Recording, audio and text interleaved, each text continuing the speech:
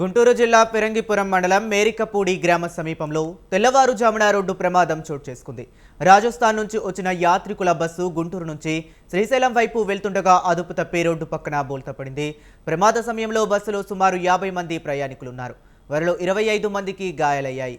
సమాచారం అందుకున్న వెంటనే పెరంగిపురం పోలీసులు సంఘటనా స్థలానికి చేరుకున్నారు. క్షతగాత్రులను ఆసుపత్రికి తరలించి చికిత్స అందిస్తున్నారు. గాయపడిన వారంతా రాజస్థాన్కు చెందిన వారిగా గుర్తించారు.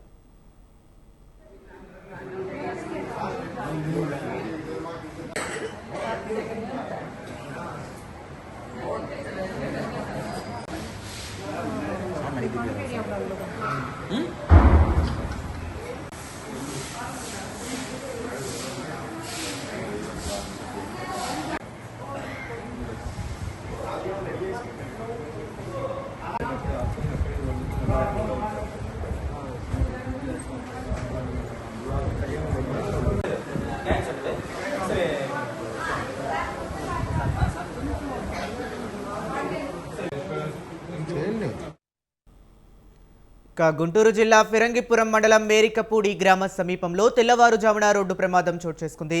రాజస్థాన్ నుంచి వచ్చిన యాత్రికుల బస్సు గుంటూరు నుంచి శ్రీశైలం వైపు వెళ్తుండగా అదుపు తప్పి రోడ్డు పక్కన బోల్తా పడింది.